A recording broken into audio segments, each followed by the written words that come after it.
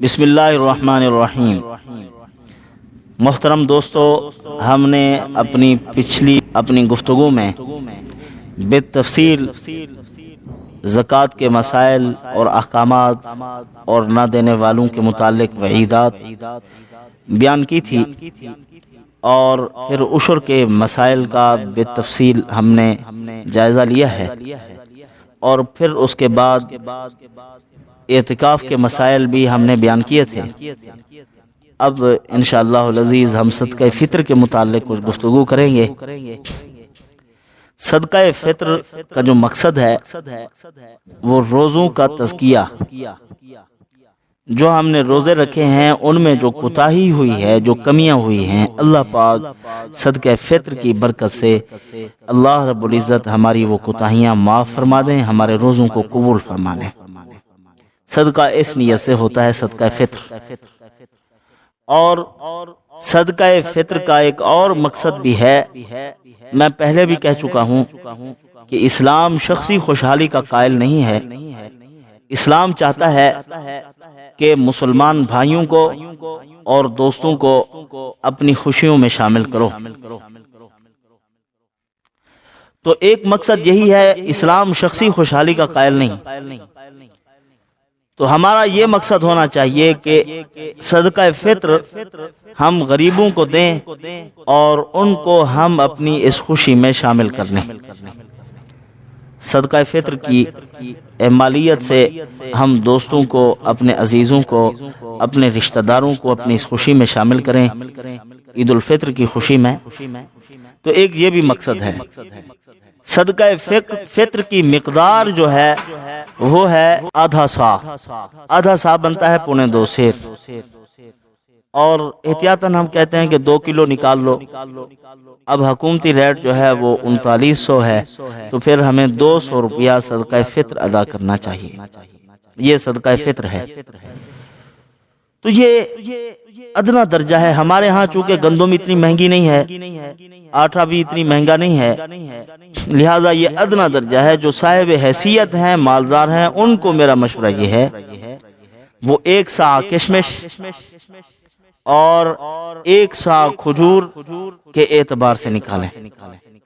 وہ بنے گا 2500 بن سکتا ہے۔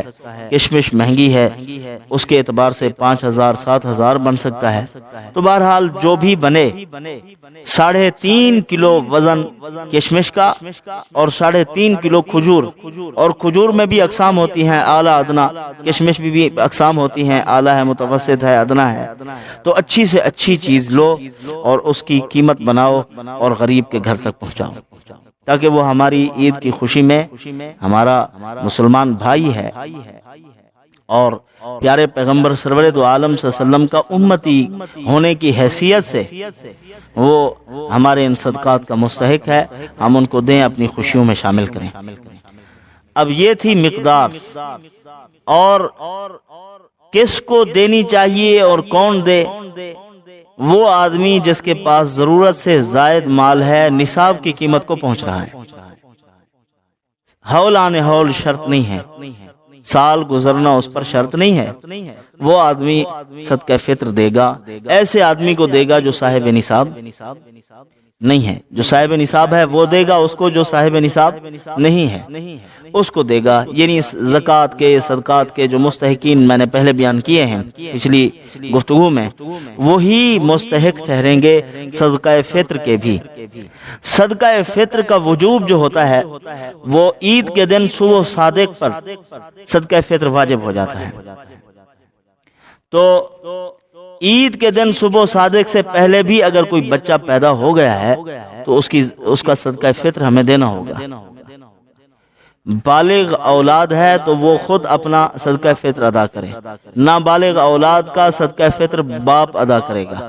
گھر کا سربراہ اگر اس نے اپنی بیوی کو سربراہ بنایا ہوا ہے تو بیوی ادا کرے گی، اگر خود سربراہ ہے گھر کا تو خود ادا کرے گا۔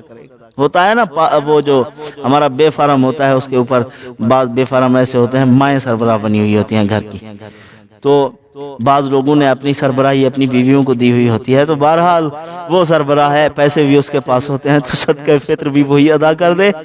اگر شوہر سربراہ ہے، اس کو اپنی مردانگی کا احساس ہے کہ میں بھی گھر کا سربراہ ہوں، الرجال قوامون علی النساء کے تحت اللہ نے مجھے فوقیت مرحمت فرمائی ہے، سربراہ ہونا بھی چاہیے مرد کو، تو پھر مرد کو ادا کرنا چاہیے۔ بہرحال ماں ادا کرے بچوں کا ادا ہو جائے گا، باپ ادا کرے تب بھی ادا ہو جائے گا۔ تو یہ ہے صدقہ فطر کی ترتیب۔ عید الفطر کی نماز سے پہلے صدقہ فطر ادا کر لینا چاہیے، اور عید الفطر کے سے پہلے اگر نہیں دے سکا تو عید الفطر کی نماز ادا کرنے کے بعد بھی اس پر قرض ہے، معاف نہیں ہے، ادا کرے گا، وہ اس پر قرض رہے گا۔ تو عید الفطر میں اللہ کی بڑائی کا اظہار ہونا چاہیے، تو اسی لیے فرمایا کہ آپ آتے جاتے تکبیریں کہتے ہوئے آئیں۔ حضور صلی اللہ علیہ وسلم ایک راستے سے آتے تھے، صدقہ خیرات کرتے آتے، پھر واپسی پہ دوسرے راستے سے جاتے تھے اور صدقہ اور خیرات کرتے جاتے تھے۔ یہ معمول تھا۔ ہم سخی نبی کے امتی ہیں، نبی سارے سخی تھے، ہمارے نبی نے تو حد کر دی سخاوت۔ تو ہمیں چاہیے کہ ہم اپنے مسلمان بھائیوں کا خاص خیال رکھیں۔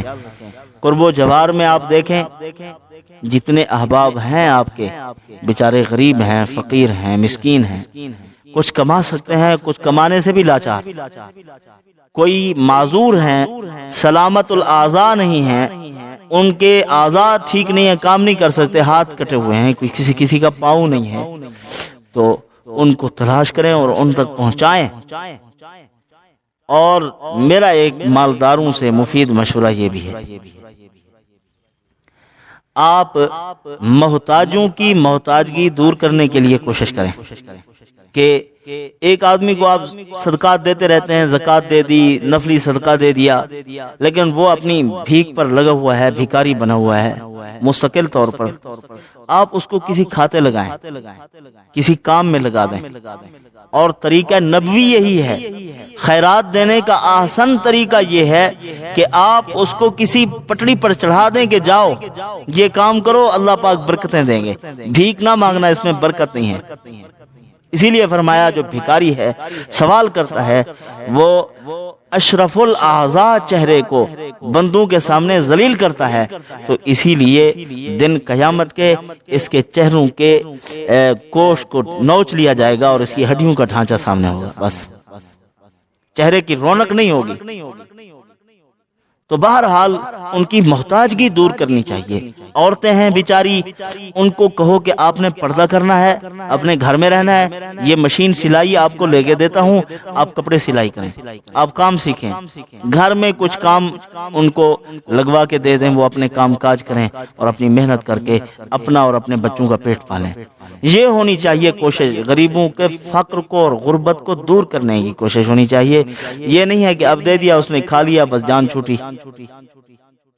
اس کو دو اور اس کو کوئی کام بتاؤ، یہ پیسے دے رہا ہوں، میں کام چیک کروں گا آپ کا، میں اس میں امین ہوں، میں امانت دار ہوں، یہ پیسے میرے نہیں ہیں، اللہ تعالیٰ کے ہیں، اللہ نے آپ کو دیے ہیں، اور میں اس میں قاصد بن کر آیا ہوں آپ کو دینے کے لیے۔